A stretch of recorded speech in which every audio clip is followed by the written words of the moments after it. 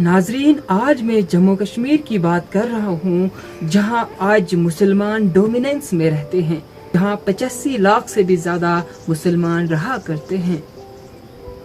अगर जम्मू कश्मीर की बात करेंगे, 68% मुस्लिम की डोमिनेंस है JNK में। वहीं 17 ज़िलों में मुस्लिम आबादी की डोमिनेंस सबसे ज़्यादा है। वही अगर जैसे हम कश्मीर को आज देखते हैं, वैसे ही 1100 साल पहले कश्मीर नहीं हुआ करता था, क्योंकि 1100 साल पहले दूर दूर तक कोई मुसलमान नहीं हुआ करते थे। अक्सर ऐसा क्या हुआ, इस्लाम का परचम कब आया कि मुस्लिम आज के दिनों में डोमिनेंस स्टेट है JNK में। नाजरीन, अगर आप अपना इतिहास नहीं जानेंगे तो अपने आप को कैसे पहचानेंगे। जी हाँ, मैं आज से 1100 साल पहले की बात कर रहा हूँ। अगर जम्मू कश्मीर की हिस्ट्री की बात करेंगे, जम्मू कश्मीर की हिस्ट्री के लिए बहुत सारी किताबें लिखी गई है, जैसे तवारीख़ कश्मीर, किताबुल हिंद, वक्त कश्मीर और राज तिरंगानी जैसे किताबें लिखी हुई है। राज तिरंगानी जो सबसे पहले अर्लिया सोर्स है कश्मीर की हिस्ट्री का, तो राज तिरंगानी जो है वो कल्हाने ने लिखी हुई थी। कुटा डायनेस्टी के दौरान ये लिखा हुआ था। नाज़रीन, अगर हम जम्मू कश्मीर की हिस्ट्री की बात करेंगे, चाहे वो महाभारत पीरियड से लेके लाहौरा डायनेस्टी तक हिंदुओं का शासन चल रहा था, तब मुस्लिम की आबादी कुछ नहीं हुआ करती थी। चाहे हम करकुटा मौर्य डायनेस्टी से लेके लाहौरा डायनेस्टी तक बात करें, जहां संग्राम देव डायनेस्टी का संग्राम देव फाउंडर होता है, जब 1320 तक वो हुकूमत करता है, तब तक कोई मुसलमान का दूर दूर तक कोई मुसलमान नहीं हुआ करते थे। यहाँ पे हिंदुओं का शासन चल रहा था।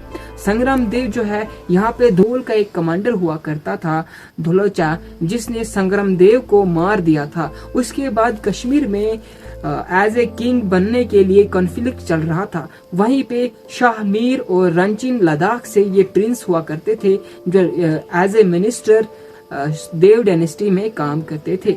जब रंचिन यहाँ पे आया और कॉन्फ्लिक्ट चल रहा था, कुछ सालों के बाद उसने खुद को किंग डिक्लेयर कर दिया। जब रिंचिन ने खुद को किंग डिक्लेयर कर दिया, उसके बाद 1339 में उसने 1339 में रंची ने खुद को कश्मीर में एज ए किंग डिक्लेयर कर दिया। जब उसने खुद को किंग डिक्लेयर कर दिया, वो एक नॉन मुस्लिम हुआ करता था, लेकिन कुछ टाइम के बाद वो उसका भाई, उसने अपने बेटे और खुद इस्लाम कबूल कर दिया। जब उसने इस्लाम कबूल कर दिया, तो सबसे पहले यहाँ पे मुस्लिम बनने की शुरुआत होने लगी, इस्लाम फैलना शुरू हो गया, क्योंकि रंची ने सबसे पहले इस्लाम कबूल कर दिया था। रंचिन का एक मिनिस्टर हुआ करता था, जो रंचिन के डेथ के बाद एज ए किंग बन जाता है, रंचिन के सभी बेटों को मार देता है, और यहाँ पे शाहमीर मुस्लिम डायनेस्टी की शुरुआत होती है। शाहमीर यहाँ पे बादशाह बन जाता है। जब शाहमीर डायनेस्टी शुरू होती है 1339 से लेके 1561 तक, शाहमीर को शमसुद्दीन भी कहा जाता है।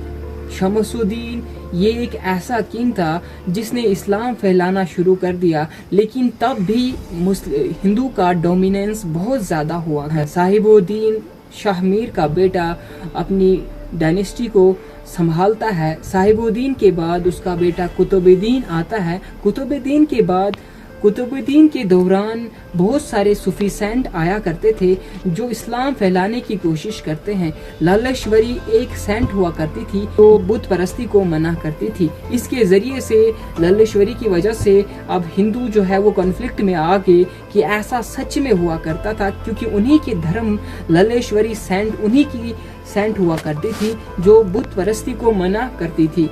उसके बाद यहाँ इस टाइम पे, कुतुबुद्दीन के टाइम पे, बहुत सारे लोग जो है वो मुसलमान होने स्टार्ट हो गए, वो इस्लाम कबूल करने लग गए। फिर उसके बाद सिकंदर आता है। कुतुबुद्दीन का बेटा सिकंदर इस शासन, अपनी गद्दी को संभालते हैं, बाप की गद्दी को संभालते हैं।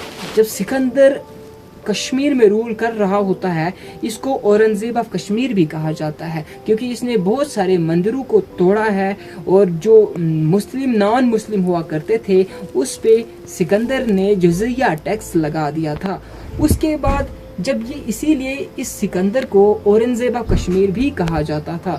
اس کے بعد اس کا بیٹا زینب الدین آتا ہے، زینب الدین کو اکبر آف کشمیر بھی کہا جاتا ہے۔ ناظرین، اس کو اکبر آف کشمیر اس لیے کہا جاتا ہے کیونکہ سکندر کے ٹائم پہ ہی سب سے پہلے پنڈت جو ہے وہ کشمیر سے بھاگ گئے تھے، کشمیر سے پنڈتوں کو نکال دیا گیا تھا، وہ سکندر کے ٹائم پہ ہی سب سے پہلے نکال دیا گیا تھا۔ اس کے بعد زینب الدین آتا ہے، زینب الدین اس کا بیٹا ہوتا ہے جو جزیہ ٹیکس، نان مسلم جزیہ ٹیکس کو ختم کر دیتا ہے، اور یہاں پہ وہ پشمانی شاول اور سب سے پہلے ایک ووڈن پل بناتا ہے، ایک ووڈن برج بناتا ہے جس کو زینہ قدل کہا جاتا تھا۔